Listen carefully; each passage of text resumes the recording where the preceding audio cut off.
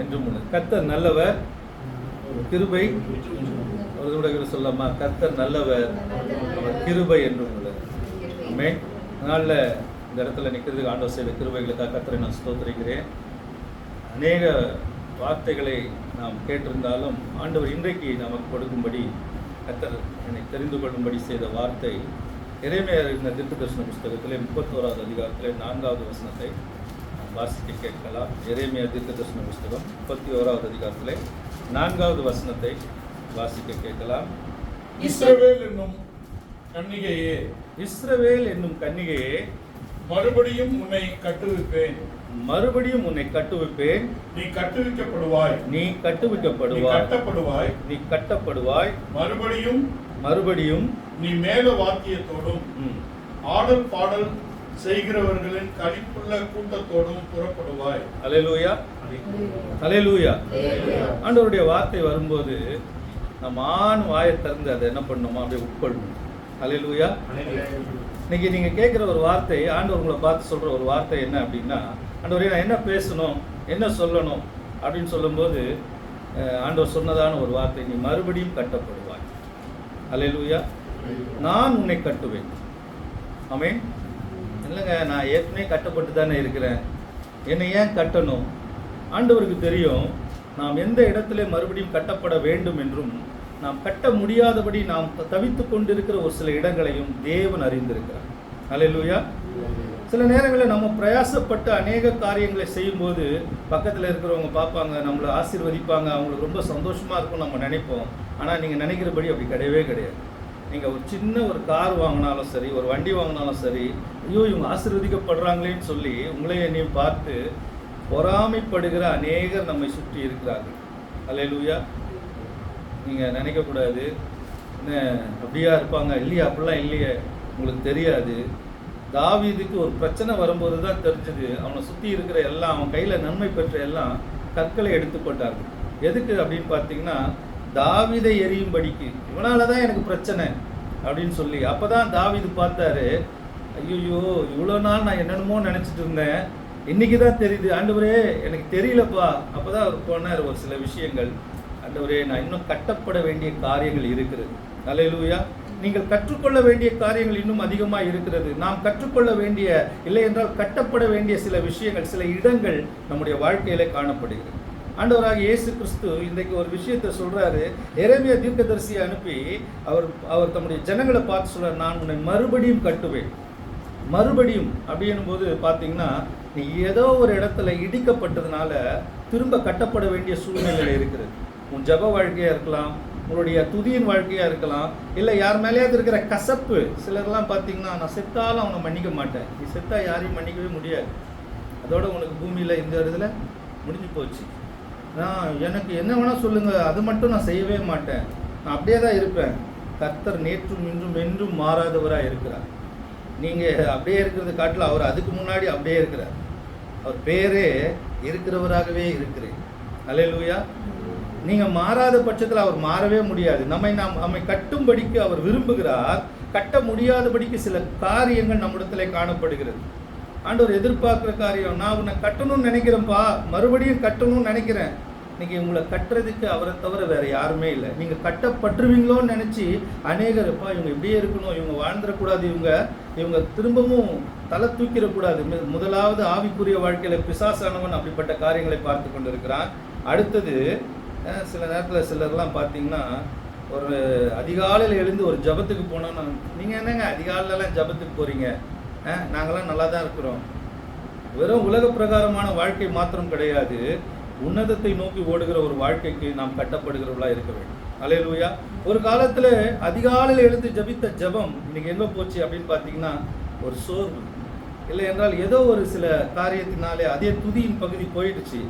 இல்லை வேதத்தை அன்னைக்கு இரவும் பகலும் நான் தியானிச்சுட்டு இருந்தேன், ஆனால் இன்னைக்கு வாசிக்கணுமேன்னு வாசிக்கிறேன். நீ கட்டப்பட வேண்டும். ஆண்டவர் சொல்றார், நான் உன்னை கட்டுவேன். அல்லேலூயா.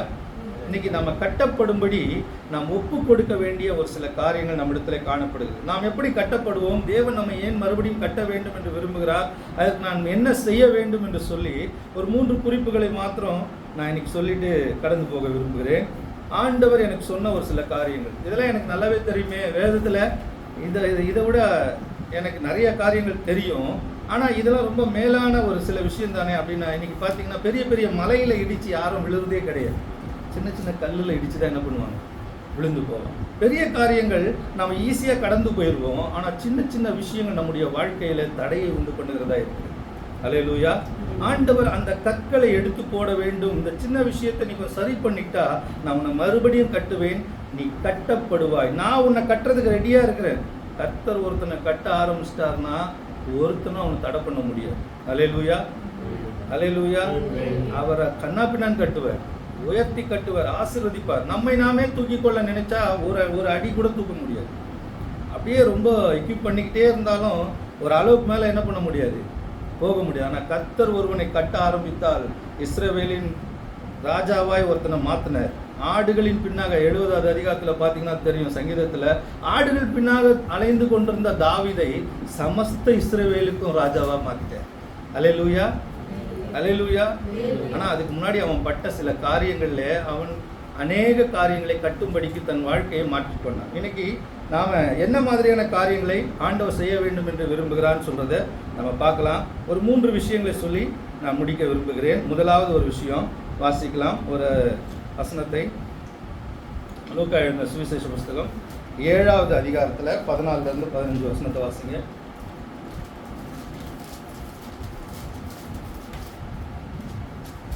11லேருந்து வாசிங்க. லூக்கா. மறுநாளிலே அவர் நாயின் என்னும் ஊருக்கு போனார். அவருடைய சீஷர் அநேகரும் திரளான ஜனங்களும் அவருடனே கூட போனார்கள், அவரோடு கூட போனார்கள். அவர் ஊரின் வாசலுக்கு சமீபித்த போது மரித்து போன ஒருவனை அடக்கம் பண்ணும்படி கொண்டு வந்தார்கள். அவன் தன் தாய்க்கு ஒரே மகனாய் இருந்தான். அவளோ கைம்பெண்ணாய் இருந்தாள். ஊராரில் வெகு ஜனங்கள் அவளுடனே கூட வந்தார்கள். கர்த்தர் அவளை பார்த்து அவள் மேலே மனதுருகி அழாதே என்று சொல்லி கிட்ட வந்து பாடையை தொட்டார். அதை சுமந்தவர்கள் நின்றார்கள். அப்பொழுது அவர் வாலிபனே எழுந்திரு என்று உனக்கு சொல்லுகிறேன் என்றார். இங்க பார்க்கும்போது எல்லாம் என்ன பாருங்க, ஒரு சின்ன விஷயம் தான். இங்க ஒரு சம்பவம் நடக்குது.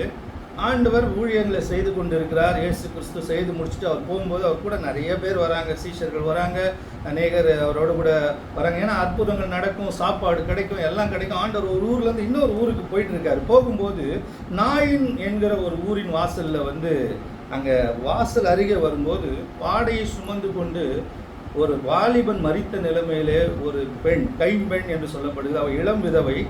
அவளுக்கு பின்னாடி ஊரே அவள் பின்னாடி வருது. ஸோ அவள் ரொம்ப நல்லவளாக இருந்திருக்கணும். அதுக்கு பின்னாடி வந்து கொண்டு இருக்கும்போது அநேக காரியங்களை சொல்கிறாங்க. நீ கவலைப்படாதம்மா, உன் வாழ்க்கையில் இருக்கிற அவளுக்கு எப்படி இருந்திருக்குன்னு பார்த்தீங்கன்னா எந்த ஒரு நம்பிக்கையுமே இனிமேல் கிடையாது. அவளுக்கு இருந்த ஒரே ஒரு நம்பிக்கை அந்த பிள்ளை. அவளுக்கு இருந்த ஒரே ஒரு சந்தோஷம், எல்லாம் மகிழ்ச்சி. அவளுக்கு இருந்த ஒரே ஒரு வாழ்வு. அவள் இனிமேல் நான் உயிரோடு இருக்கிறதே வேஸ்ட்டு அப்படின்னு நினச்சிருப்பாள். ஏன்? அவளுக்கு இருந்த அந்த நம்பிக்கை அங்கே என்ன பண்ணிவிட்டதுன்னா செத்து மரித்து படுத்து விட்டது. ஜனங்க எத்தனையோ பேர் பின்னாடி வராங்க. கண்டிப்பாக அவள் நல்ல விதவையாக தான் இருந்திருக்கணும். அதனால தான் அவளுக்கு பின்னாடி என்ன பண்ணுறாங்க, ஆறுதல் செய்யும்படி அநேகர் வந்து கொண்டு இருக்கிறார். இன்றைக்கி நம்முடைய வாழ்க்கையில் நிறைய நம்பிக்கைகள் மரித்து போனது போல இருக்கும், அநேக காரியங்கள் மரித்து போனது போல இருக்கும். ஆண்டவராகிய இயேசு கிறிஸ்து சரியான டைமில் அங்கே வருகிறார். அந்த ஊரின் வாசலுக்கு வரவும் அந்த ஃபியூனரல் அந்த கூட்டம் அங்கே நிற்கவும் கரெக்டாக இருக்குது. சில நேரங்களில் நம்ம யோசிப்போம், ஆண்டவரே இப்போ நீங்கள் வரக்கூடாதா, என் பிரச்சனையில் முழுகி போகிற இந்த சூழ்நிலையில் இருக்கிறேன்னு, என் நம்பிக்கை எல்லாம் க்ளோஸ் ஆகிடுச்சு, இந்த நேரம் இன்னமும் நீங்கள் என்ன தாமதிக்கிறது என்ன நீங்கள் நினச்சிங்கன்னா, ஆண்டவர் சொல்கிறார், நான் ஏற்ற நேரத்தில் வருவேன். அல்லேலூயா.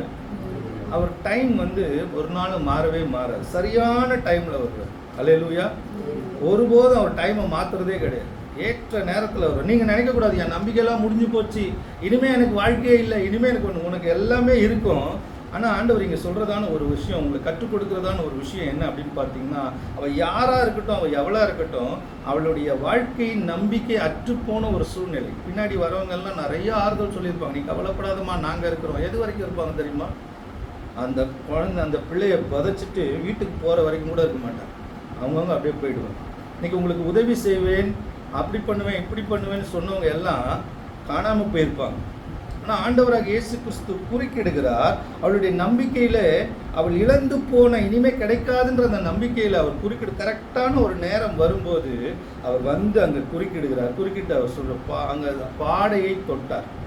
பாடையை தொட்ட உடனே சுமந்தவர்கள் நின்றார்கள். இன்னைக்கு ஆண்டவர் இயேசு எங்கெங்க என்னை வந்து தொடுறாரு. இன்னைக்கு நிறைய நேரத்தில் உன் நம்பிக்கையை உயிர்ப்பிக்கும்படி ஆண்டவராக இயேசு கிறிஸ்து வந்தார். அவர் சொல்கிறார், நானே வார்த்தை. அது யோவானில் சொல்லப்பட்டிருக்குது. அவர் எப்படி இருக்காராம்? வார்த்தையாக இருக்கிறார். வார்த்தை எத்தனையோ முறை உன் வாழ்க்கையில் வந்தது, ஆனால் நீ என்ன பண்ணல? ஒரு நிமிஷம் நிற்கல. அல்லேலூயா. இன்னைக்கு அவங்க என்ன பண்ணாங்கன்னா, பாடையை சுமந்து வந்தவர்கள் நின்றார்கள். இன்னைக்கு நிறைய பேர்கிட்ட இருக்கிற பிரச்சனை என்னென்னா, எனக்கு எல்லாமே தெரியும், எல்லா வார்த்தையும் எனக்கு தெரியும். அல்லேலூயா. ஆண்டவர் சொல்றார், இல்லை மகளே, கொஞ்சம் நில்லு, இந்த வார்த்தையை கொஞ்சம் கேளு, இந்த இயேசுக்கு கொஞ்சம் செவி கொடு. உங்களுடைய வாழ்க்கையில் உங்கள் நம்பிக்கை உயிர்ப்பிக்கப்படும்படி அவர் உங்களை தொடுகிறதற்கு இந்த வார்த்தைக்கு கொஞ்சம் இடம் கொடுங்க. அல்லேலூயா. சில நேரங்கள் நம்ம வேதத்தை வாசிச்சுட்டு போயிட்டே இருப்போம். ஒரு சில வார்த்தை அப்படியே நம்மளை குத்தும். அவனே, இதை மாற்றிக்க மாட்டியா? இவங்ககிட்ட மன்னிப்பு கேட்க மாட்டியா? இந்த காரியத்தில் உன்னை சரி பண்ணிக்க மாட்டியா அப்படின்னு குத்தும்போது அதை அப்படியே ஸ்கிப் பண்ணிட்டு போயிட்டே இருப்போம். நிற்கவே மாட்டோம். பார்த்துருக்கீங்களா? நான் உன்னை ஆசீர்வதிப்பேன், பெருக வைப்பேன், உடனே கோடு போட்டு எழுதி, ஆண்டவரே நீர் என்ன ஆசீர்வதிக்க, ஒரு நாளும் ஆசீர்வதிக்க மாட்டேன். ஏன் தெரியுமா? அதுக்கு முன்னாடி உன்னை நிற்க சொன்ன இடத்துல நீ என்ன பண்ணல? நிற்கல. உன்னுடைய எழுந்துக்க உன் நம்பிக்கை எழுப்ப வேண்டும் என்று சொல்லி அவர் நிற்க சொன்ன இடம், வார்த்தை உன்னை குறுக்கிடும் போது நீ நிற்க வேண்டிய இடத்துல நிற்காதபடிக்கு நீ போயிட்டே இருந்துட்ட. பாடை அப்படியே இருக்கிறது. உன்னை சூழ்ந்து இருக்கிறவர்கள் எல்லாம், கூட வந்தவங்க எல்லாம் வருவாங்க போவாங்க, ஆனால் உன்னுடைய வாழ்க்கை நம்பிக்கை செத்த நிலைமையிலே இருக்கும். காரணம், ஆண்டவராக இயேசு கிறிஸ்து, வார்த்தையாம் இயேசு உங்களை சந்திக்க வரும்போது ஒரு நிமிஷம் நின்று இருந்தீங்கன்னா ஒரு பாடையை தொட்டு எழுப்பியிருப்பார். அல்லேலூயா. அல்லேலூயா. இன்னைக்கு உங்களுடைய வேத வாசனத்தின் தியானத்தின் நேரத்தில் இல்லை, ஏதோ ஒரு இடத்துல ஒன்றுமே இல்லை, ஒரு ஐயா ஆட்டோ ஏதோ ஒரு பிரச்சனையில் போயிட்டே இருந்திருக்காரு. வசனம் ஆட்டோவில் எழுதி இருந்தது. உடனே பார்த்த உடனே அவர் அப்படியே நின்ட்டார். வண்டியை திருப்புங்க, நான் வீட்டுக்கு போகிறேன். என்ன ஆச்சு? இல்லை, அந்த வார்த்தைக்கு நான் கீழ்ப்படியே விரும்புகிறேன். அவருடைய வாழ்க்கையில் பெரிய நன்மைகள் நடந்தது. அவர் சொன்னார், அன்றைக்கி மட்டும் அந்த வார்த்தை எனக்கு குறுக்கிடலைன்னா, அந்த வார்த்தைக்கு நான் கீழ்ப்படியாமல் போனேன்னா நான் ஒரு பெரிய தப்பில் மாட்டியிருப்பேன். சகேவு என்கிற ஒரு மனுஷனை ஆண்டவர் பார்த்து நிறைய காரியங்களை சொல்ல முடியும். சகேவு என்கிற ஒரு மனுஷன் வருகிறான். உங்கள் வீட்டில் வந்து நான் சாப்பிட்ணும்பா. உடனே இறங்கி வரான். இறங்கி வந்து வாசலுக்கு தான் வந்தான். எல்லாரும் சொல்கிறாங்க, சுற்றி இருக்கிறவங்களாம் சொல்கிறாங்க, இவன் பாவியாகிய மனுஷனாச்சுதே. அவன் சொல்கிறான், ஆண்டவரே என் ஆஸ்தியில் முதல்ல பாதியை கொடுக்குறேன். நம்ம 10 பைசா கொடுக்க மாட்டோம், அது வேறு விஷயம். ஆனால் அவன் மனம் திரும்பின உடனே முதலாவது சொன்ன விஷயம் கீழ்ப்படுகிறான், வசனத்துக்கு கீழ்ப்படுகிறான். ஏன்னா அதுக்கு முன்னாடி தான் அவர் வார்த்தையை கேட்டிருக்கிறாரு, நீ நான் எல்லாத்தையும் கரெக்டாக செய்கிறேன், அப்போ உங்களை விட்டு கொஞ்சம் என்ன பண்ணுப்பா, ஏழைகளுக்கு தான தர்மம் பண்ணுன்னு சொல்கிறதெல்லாம் இவன் கேட்டிருக்கான். அதனால தான் வந்த உடனே சொன்னான், பாதியை கொடுக்குறேன். நான் யார் இடத்துல அது அநியாயமாக வாங்கியிருந்தா, நீ வாங்கினதையே கொடுக்க மாட்டியே, அநியாயமாக வாங்கினதை எப்படி கொடுப்ப? அல்லேலூயா. நம்முடைய வாழ்க்கையிலே வார்த்தை கிரியை செய்கிறதற்கு நாம் நிற்க வேண்டும் என்றால் நிற்கிற காரியங்கள் என்ன அப்படின்னு பார்த்தீங்கன்னா, அந்த வார்த்தை கிரியை செய்கிறதுக்கு நம்முடைய வாழ்க்கையை அர்ப்பணிக்க வேண்டும். அல்லேலூயா. அல்லேலூயா. நான் சொல்றது நீங்கள் எல்லாம் ஆழமாக சத்தியத்தை அறிந்தவர்கள், புரிந்தவர்கள். தேவன் பாடையை தொடதான் முடியும். உன் விசுவாசம் உன்னை ரட்சிக்கும். இந்த விசுவாசம் என்ன? இந்த வார்த்தையை நம்பி நான் இதை செய்கிறேன், இந்த வார்த்தையை நம்பி நான் மன்னிப்பு கேட்குறேன், இந்த வார்த்தையை நம்பி நான் என் வாழ்க்கையை மாற்றிக்கொள்ளுகிறேன், கொடுக்கிறேன். நான் அழிந்தாலும் பரவாயில்லை, எனக்கு ஒன்றும் இல்லாமல் போனாலும் பரவாயில்லை, இந்த வார்த்தைக்கு நான் அப்படியே கீழ்ப்படுகிறேன்னு சொல்லி நீங்கள் உங்களை நிறுத்தி உங்கள் வாழ்க்கையை மாற்றும் போது இந்த வார்த்தை உங்களுடைய நம்பிக்கையை உயிர்ப்பிக்கப்படும். அல்லேலூயா. முதலாவது காரியம், நீங்கள் நிற்க வேண்டும். அல்லேலூயா. அல்லேலூயா. நாம் ஏதாவது ஒரு இடத்துல நிற்காமல் இருந்தோம்னா, ஏதாவது ஒரு வார்த்தை ஆண்டவர் திரும்ப திரும்ப திரும்ப திரும்ப அனுப்புவார். யாரை கொண்டாது அனுப்புவார். சில நேரங்களில் இந்த பீலையா மாதிரி சில ஆட்கள் பார்த்தீங்கன்னா, என்ன பண்ணாலும் ஆண்டவரே நான் போகட்டுமா, நான் ஆண்டவருக்கு பிரியமில்லான்னு தெரிஞ்சும் இங்கே வந்து உட்காந்து படுத்திருக்காங்களே, இவங்க யாருப்பா ஆண்டவர் கேட்குறாரு. கேட்டால் இல்லை, ஆகாப் அனுப்புனார், ராஜா வீட்டிலேருந்து வந்திருக்காங்க. அவருக்கு பிரியம் இல்லைன்னு தெரியும், அவருடைய வார்த்தை என்னன்னு தெரியும். ஆனாலும் கூட அவங்களோட போகிறதுக்கு ஒரு ஆசை, ஆனாலும் கூட அந்த வார்த்தைக்கு மீறி செயல்பட ஒரு ஆசை. இஸ்ரவேலை ஆசீர்வதிப்பதே எனக்கு பிரியம்னு ஆண்டவர் சொன்னாலும் அவர்களை சபிக்கும்படிக்கு, அந்த பொருட்களை வாங்கும்படிக்கு ஒரு பிரியம் ஆண்டவர் இன்னைக்கு உங்களிடத்துல குறுக்கிடுகிறார். அவருக்கு பிரியம். அவருடைய வார்த்தை என்னன்னு உனக்கு தெரியும், குறிக்கிடுதுன்னு தெரியும்.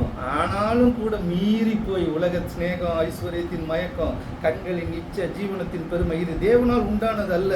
இது பூமியில பிசாசினால் உண்டானது. அதை தேவன் வெறுக்கிறார். உன் வாழ்க்கையின் நம்பிக்கை மீண்டும் துளிர்க்கும்படி, மீண்டும் உயிர்க்கும்படிக்கு இன்றைக்கு நீ தேவனுடைய வார்த்தைக்கு நிற்க விரும்புகிறார். அல்லேலூயா, அல்லேலூயா, அல்லேலூயா. கர்த்தர் ஒரு வார்த்தையை சொன்னார்னா அந்த வார்த்தையில நிச்சயமா நம்ம நிற்க வேண்டும் என்று அவர் பிள்ளைகளுக்கு அவர் கற்றுக் கொடுக்கும் போது அதை கைக்கொள்ள வேண்டும் என்று அவர் விரும்புகிறார். ஆமென். இரண்டாவது ஒரு காரியத்தை குறித்து நம்ம பார்க்கலாம். இரண்டாவது ஒரு காரியம் வாசிக்கலாம். யோவான் எழுதின சுவிசேஷ புஸ்தகம் 11வது அதிகாரத்தில் 39 43 வரைக்கும் வாசிக்கலாம்.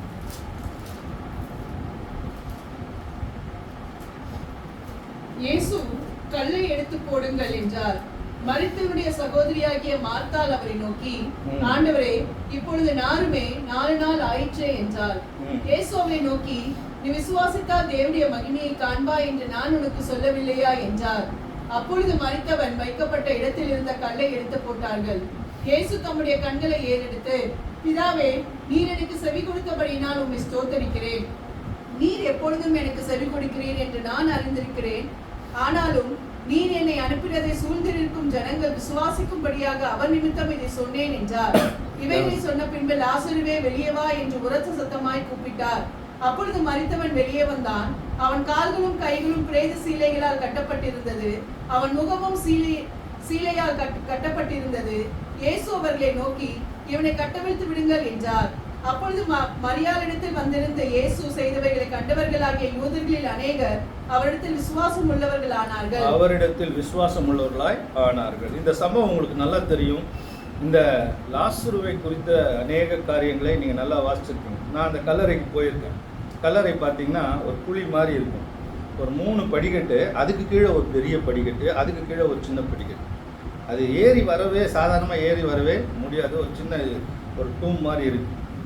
அதுக்குள்ளே நம்ம போகும்போது பார்த்திங்கன்னா காற்றும் இருக்காது, ஒன்றும் இருக்காது. முன்னாடி பார்த்திங்கன்னா ஒரு பெரிய கல்.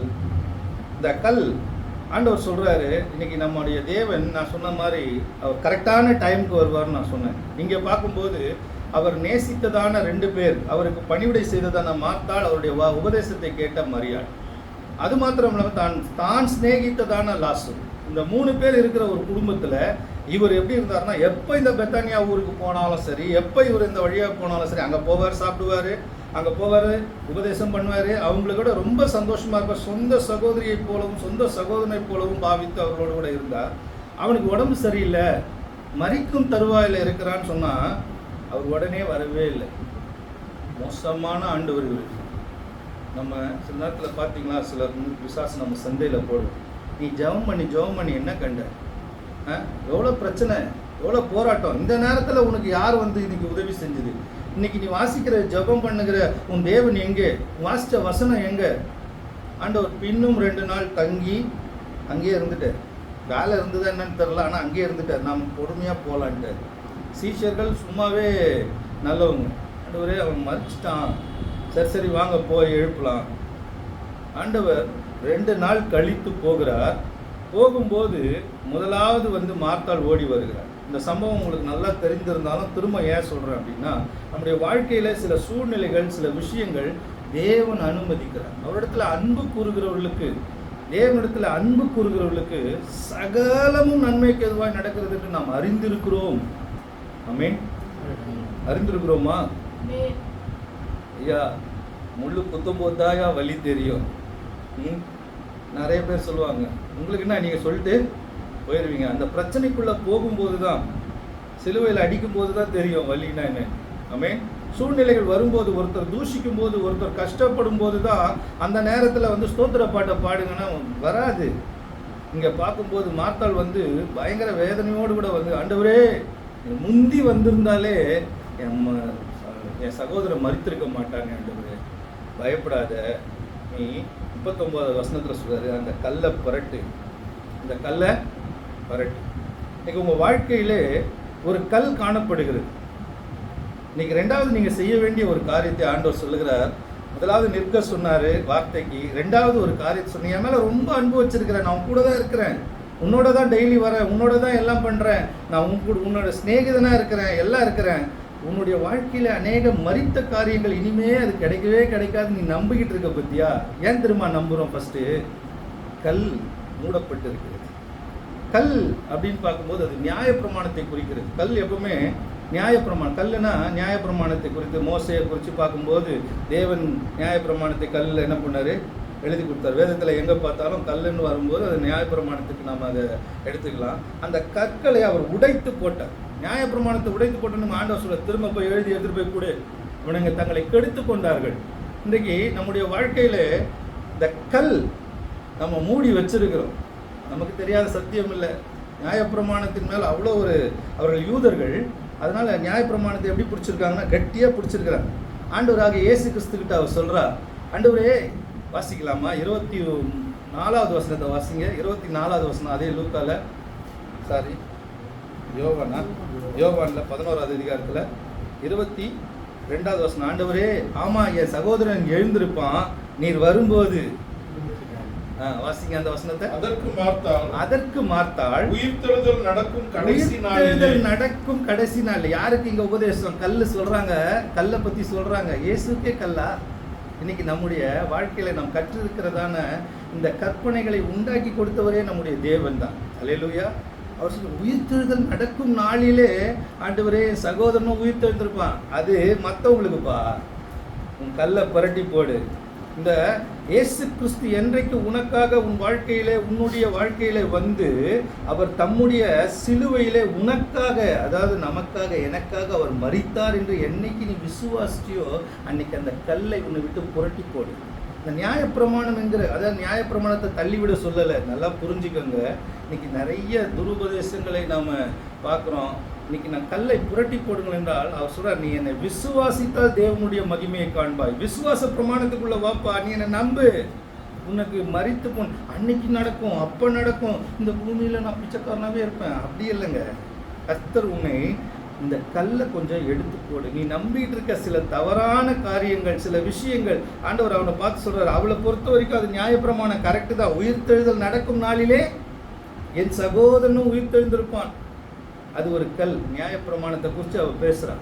ஆனால் ஆண்டவராக இயேசு கிறிஸ்து உங்களுக்காக எனக்காக கல்வாரி சிலுவையில் ரத்தம் சிந்தி மரித்து நம்முடைய பாவங்களுக்காக அவர் அடக்கம் பண்ணப்பட்டு 3ஆம் நாள் உயிரோடு கூட எழுந்தார். அதனாலே விசுவாசித்தால் தேவனுடைய மகிமையை காண்பார். இன்னைக்கு நீ இருதயத்தில் விசுவாசித்து இயேசுவே என் பாவங்களை நான் இன்னைக்கு அறிக்கையிட்டு அதை விட்டு விடுகிறேன், உங்கள் ரத்தத்தினால என்னை கழுவுங்க நீங்கள் சொல்லும்போது வாயினாலே அறிக்கை பண்ணி இருதயத்தில் விசுவாசித்தால் நீங்கள் ரட்சிக்கப்படுவீர்கள். அல்லேலூயா, அல்லேலூயா. வேற நீ எதுவுமே செய்வானா? இயேசுவே உங்கள் ரத்தத்தினால என்னை கழுவுங்க, நான் ஒரு பாவி, நான் அதை நம்புறேன், உங்கள் ரத்தம் என்னை கழுவி சுத்திகரி. இயேசு கிறிஸ்துவின் ரத்தம் சகல பாவங்களை நீக்கி நம்மை சுத்திகரிக்கும். எந்த சூழ்நிலையில் இருந்தாலும் பரவாயில்ல, எப்பேற்பட்ட பாவியாக இருந்தாலும் பரவாயில்ல, கர்த்தருடைய ரத்தம் உன்னை கழுவி சுத்திகரிக்கும். அதுக்காக தான் ஆண்டவராக இயேசு கிறிஸ்து வந்தார். விசுவாசித்தால் தேவனுடைய மகிமையை காண்பார். ஆமென். உங்கள் வாழ்க்கையில் சில பிரச்சனைகள், சில போராட்டங்கள் உங்களை அழுத்தும். பிசாசு உங்களை சில காரியங்களை சொல்லுவான், இல்லை இது நடக்காது, அது நடக்காது. கல்லை கொஞ்சம் புரட்டி போடுப்பா, கல்லை கொஞ்சம் எடு. ஆண்டவரே அடுத்தது ஒரு விஷயம் சொல்கிறா, நாருமே யூதர்கள் 4 நாள் ஆயிடுச்சு, இனிமேல் என்ன பண்ண முடியாது. யூதர்கள் இதுபடி பார்த்தீங்கன்னா 3 நாளைக்கு அந்த ஆத்மா அங்கேயே சுற்றிட்டு இருக்கோம் அப்படிலாம் சொல்லுவாங்க. அதெல்லாம் நம்ம போக வேணாம். 4 நாள் ஆயிடுச்சுப்பா.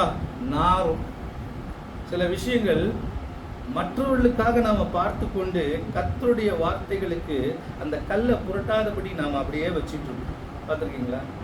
யார் உங்களை பார்த்து என்ன சொன்னாலும் பரவாயில்ல, நீங்கள் என்ன பண்ணாலும் ஏதாவது குறை சொல்கிறதுக்கு ஆட்கள் இருக்காங்க. ஆண்டவர் சொல்கிறாரு, அவருடைய நாமத்தின் மேல் விசுவாசம் உள்ளவர்களாய் அவரை ஏற்றுக்கொண்டவர்கள் எத்தனை பேர்களோ அத்தனை பேரும் தேவனுடைய பிள்ளையாகும்படி அவர் அதிகாரம் கொடுத்திருக்கிறார். யோவான் 1:12 சொல்லுகிறார், அந்த அதிகாரம், நான் அவருடைய பிள்ளை, அவர் எனக்காக மரித்திருக்கிறார், எனக்காக உயிர்த்திருக்கிறார், பாவங்களை எல்லாம் அவர் கழுவி விட்டார், நான் விசுவாசிக்கிறேன். நீதிமான் விசுவாசத்தினாலே பிழைப்பான்னு சொல்லி அவனை பிழைக்கும்படிக்கு அந்த கல்லை அவள் புரட்டும் போது நாற்றமும் ஒன்றும் இல்லை, எதுவும் இல்லை, அவன் உயிரோடு கூட மீண்டும் வருகிறான். ஆமென். இன்னைக்கு நம்முடைய வாழ்க்கையில் காணப்பட வேண்டிய 2வது ஒரு காரியம், நாம் நம்பிக்கொண்டிருக்கிற சில கற்களை புரட்ட வேண்டும். அல்லேலூயா. என்ன கல்லுன்னு எனக்கு தெரியாது. சிலர் பார்த்தீங்கன்னா தப்பாக நினைக்காதீங்க, அநேக காரியங்களை அநேகர் இதுதான் ஃபஸ்ட்டு, அதுதான் ஃபஸ்ட்டு, நாங்கள் தான், நீங்கள் தான், இவங்க தான், இதெல்லாம் ஒன்றும் இல்லை. இயேசு கிறிஸ்து சொல்கிறார், தேவன் அன்பாகவே இருக்கிறார், அவர் ஒருபோதும் மாறாதவர், அவருடைய அன்பு மாறாதது. அவர் நன்மை செய்கிறவராய் சுற்றித் திரிந்தார். இன்னைக்கு நம்ம நன்மை செய்கிறவர்களாக சுற்றித் திரிகிறோமோ இல்லையோ, யாருக்கும் தீமை செய்யாதவர்களாக இருந்தால் போதும். பிசாசு அழிக்கவும் கொல்லவும் திருடவும் வருகிறான் அன்றி வேறொன்றுக்கும் வரான். இயேசு கிறிஸ்து அவர்களுக்கு ஜீவன் உண்டாயிருக்கும், அந்த ஜீவன் பரிபூர்ணப்படவும் வந்தார். நாம் எதுக்காக போகிறோம்? நம்ம எதுக்காக கல்லை திறக்கிறோம்? இயேசுவே, பிதாவே, நீர் எனக்கு எப்போதும் செவி கொடுக்கிறவர், அதை நான் அறிந்திருக்கிறேன். எதுக்குப்போ நம்ம ஆண்டவரை நோக்கி ஜெபம் பண்ணுறோம்? இந்த ஆத்மா எப்படியாவது ரட்சிக்கப்பட்டுறாதா? இவர்கள் கல்லறையிலிருந்து எப்படியாவது வெளியே வந்துட மாட்டாங்களா? மரித்து போன இவருடைய காரியம் மீண்டும் உயிரடையாதா? ஆண்டவருக்காக நாம் அவருடைய பிதாவின் சித்தம் செய்வதே என்னுடைய போஜனம். விசுவாசம் கிரியைன்னா ஏதோ ஒன்று நினச்சிக்கிறாங்க. ஒரு வசனத்தை வாசிக்கலாம். யோவான் எழுதின சுவிசேஷ புஸ்தகத்தில் 6வது அதிகாரத்தில் 23, 24 வசனத்தை வாசிங்க.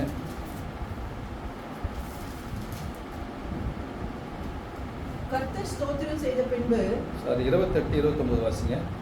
அப்பொழுது அவர்கள் அவரை நோக்கி, தேவனுக்கேற்ற கிரியைகளை நடப்பிக்கும்படி நாங்கள் என்ன செய்ய வேண்டும் என்றார்கள்.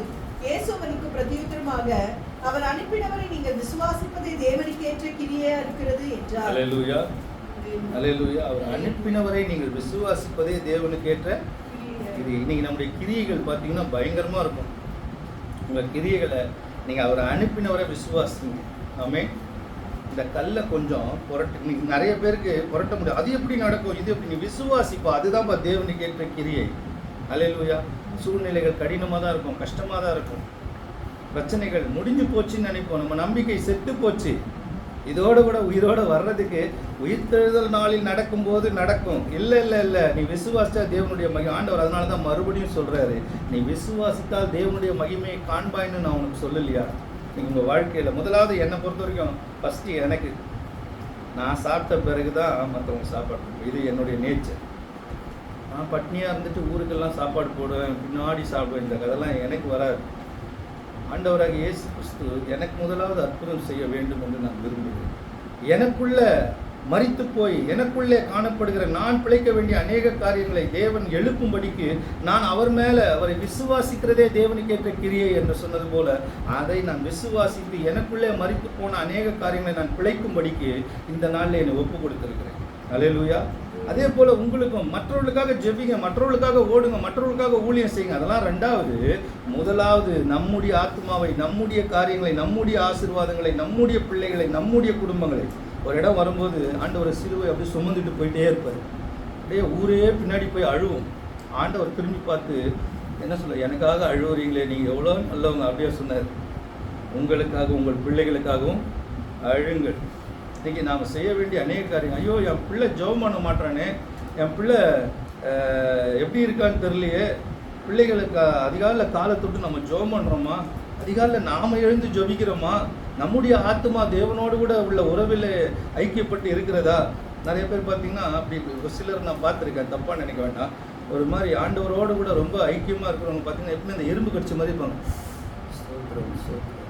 வெளிப்படையான எந்த தாழ்மையோ எந்த காரியமோ தேவனுக்கு பிரியமே கிடையாது. ஆண்டவராக இயேசு கிறிஸ்து நார்மலாக இருந்தார்.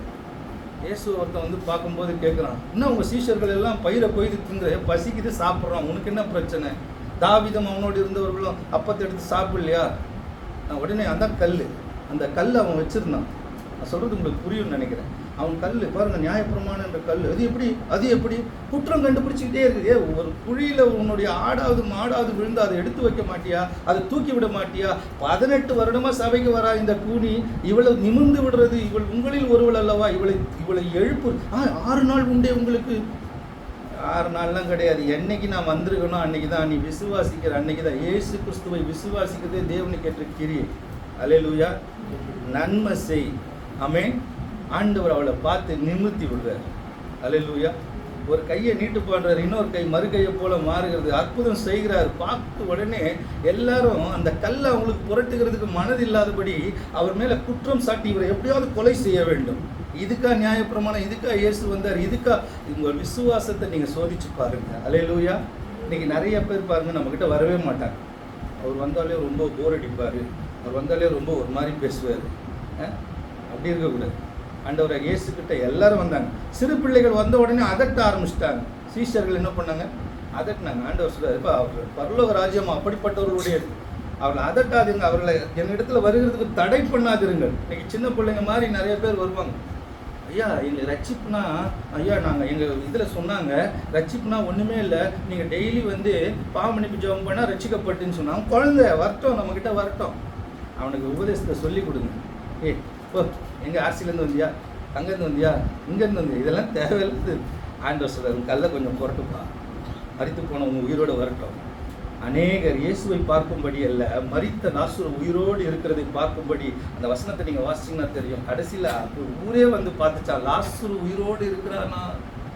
லாசருவை பார்க்கும்படி, இயேசுவை பார்க்கும்படி அல்ல, லாசருவை பார்க்கும்படி. உங்கள் வாழ்க்கையில் உங்களை கொண்டு தேவன் செய்கிற நன்மைகளை பார்க்கும்படி அநேகர் உங்களை தேடி வரும்படிக்கு ஆண்டவர் சொல்றாரு, உங்கள்கிட்ட இருக்கிற கல்லை கொஞ்சம் புரட்டுப்பா.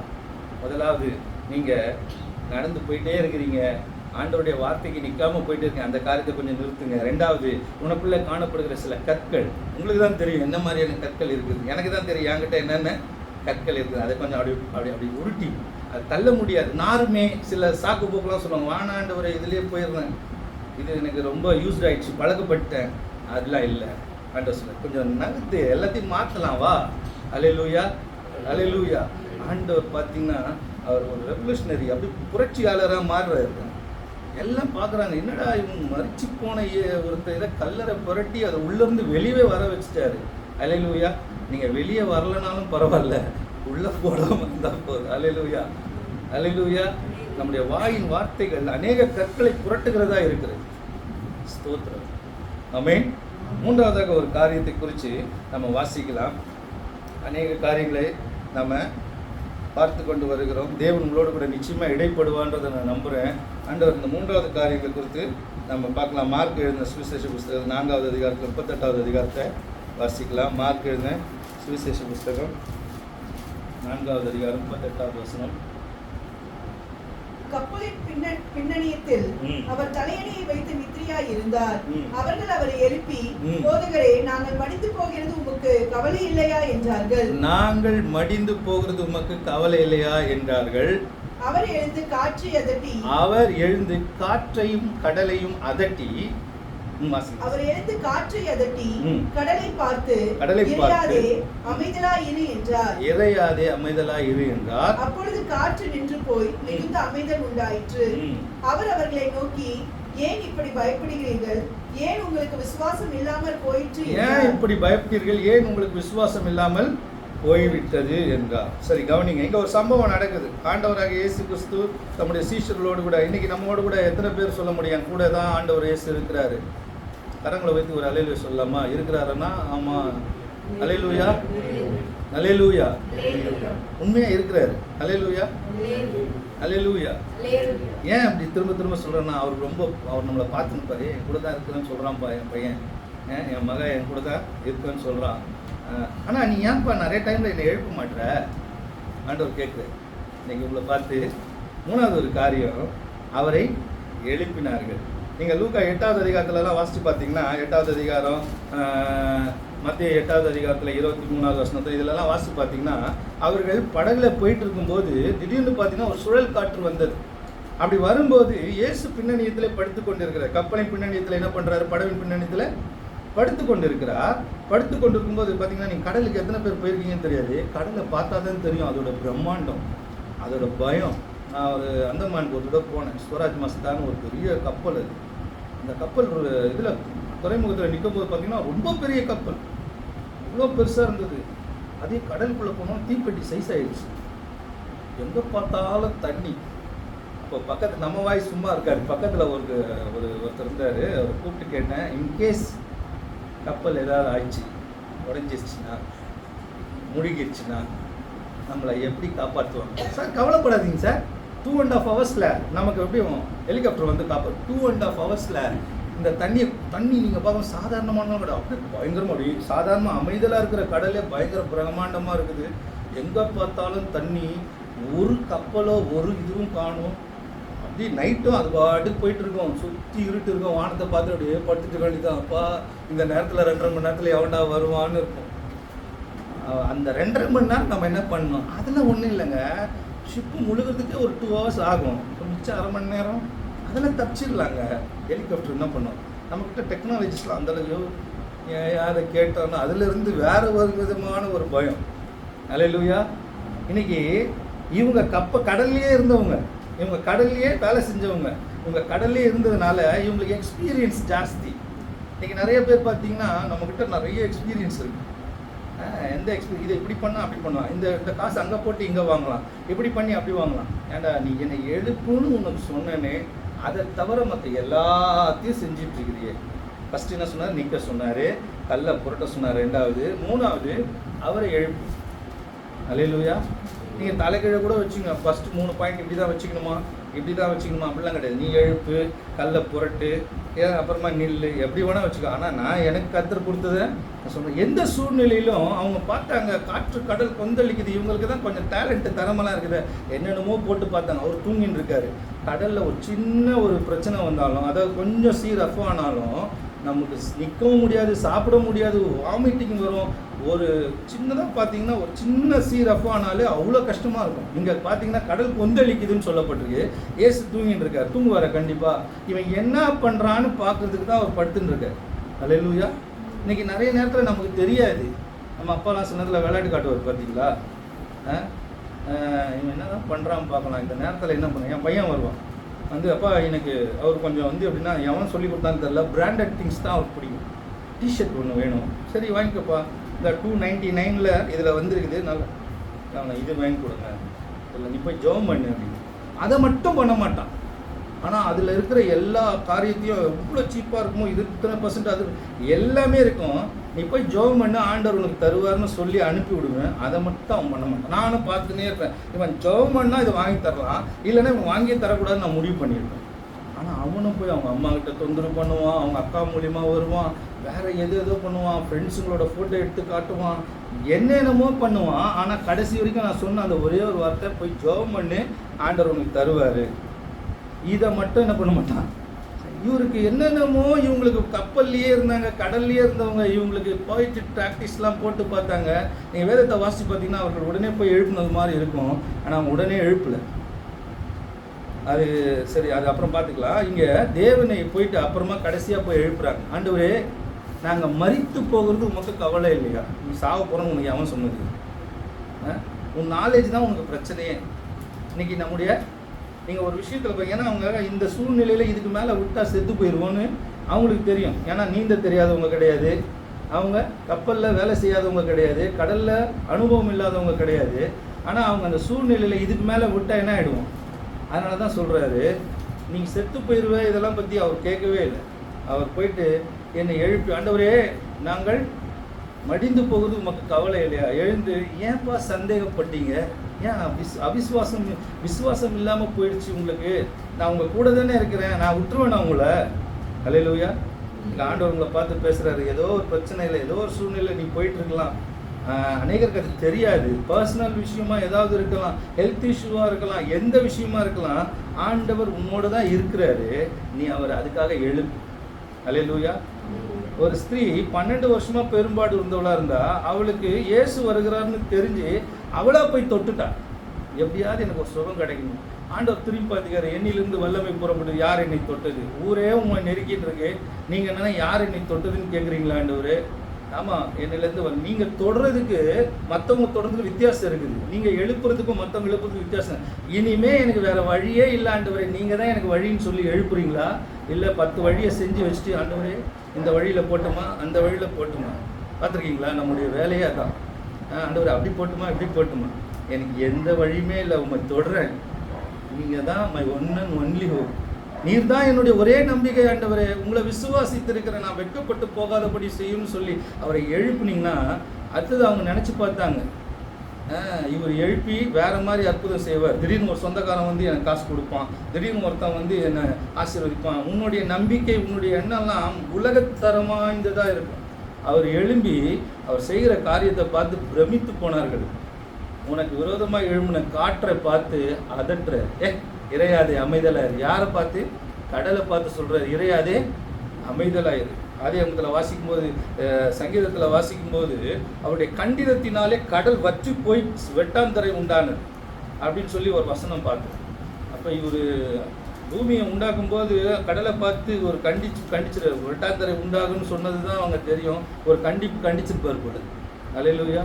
இன்றைக்கி நம்முடைய வாழ்க்கையில் அவர் செய்கிற அற்புதங்கள் யாருமே எதிர்பார்க்க முடியாத அளவிற்கு, ஏன் உங்களாலேயே எதிர்பார்க்க முடியாத அளவிற்கு அடையாள அற்புதங்களை செய்கிறதுக்கு வல்லமுள்ள தேவன் நம்மோடு கூட இருக்கிறார். அவரை எழுப்புனா மட்டும் போதும். ஹல்லேலூயா, ஹல்லேலூயா. நீங்கள் மடிந்து போகிறோன்னு ஒரு சூழ்நிலை வர்றதுக்கு முன்னாடியே எழுப்பலாம், இல்லை நீங்கள் உங்கள் பிரயாசத்தை பண்ணிட்டெல்லாம் கூட எழுப்பலாம். ஆனால் ஒரே ஒரு விஷயம், நீங்கள் அவரை எழுப்ப வேண்டும். ஆமென். எழுப்பணும், அவரை எழுப்பணும். வாரும் என் நேசரே, வயல்வெளிகளில் எங்கும் போகும். நம்முடைய மஞ்சம் பசுமையானது. ஆண்டவராகிய இயேசு கிறிஸ்து தேவனாகிய கர்த்தர் தம்முடைய மனவாட்டியை பார்த்து சொல்றார், வா நம்ம போகலாம். எப்போ தெரியுமா? அதிகாலையில் அவரை தேடும்போது. ஹல்லேலூயா, ஹல்லேலூயா. இன்னைக்கு அது ஒரு கஷ்டமான சூழ்நிலை தான். ஆனால் நம்ம பழக்கப்படுத்தி, ஐயோ சொல்லிட்டாங்களே நம்ம போகணுமே, அப்படி வேணும். ஹல்லேலூயா. என் நேசர், அவரை நான் தேடுவேன், அவரை எழுப்புவேன். ஆண்டவரே அதிகாலையிலே சத்துருக்களை நான் சங்கரிப்பேன். தாவீது சொல்றாரு, சத்துருக்களெல்லாம் அதிகாலையிலே காலி பண்ணுறாரு. எழுந்து ஆண்டவரை நோக்கி கூப்பிடுறாரு. இன்னைக்கு அவரை எழுப்புகிற ஒரு அனுபவம். இன்னைக்கு நிறைய பேர்கிட்ட அந்த அனுபவம் இல்லை. ஐயா சொன்னாங்க, இன்னைக்கு அந்த வசனத்தை நான் வாசித்தேன். நீங்கள் உங்கள் அறை வீட்டுக்குள்ளே போய் உங்கள் கதவை பூட்டி தேவனோடு கூட நீங்கள் பண்ணுற அந்த ஜெபத்துக்கு வெளியரங்கமான பலனை தருவான். ஆமென். ஆண்டவர் அதை எதிர்பார்க்குறாரு. எனக்கும் உனக்கும் ஒரு உறவு, எனக்கும் உனக்கும் ஒரு ஐக்கியம். நீ என்னை எப்போ பார்த்தாலும் எழுப்பணும். என் பிள்ளை என்னை தவிர வேறு யாரையும் கூப்பிடக்கூடாது. ஹல்லேலூயா.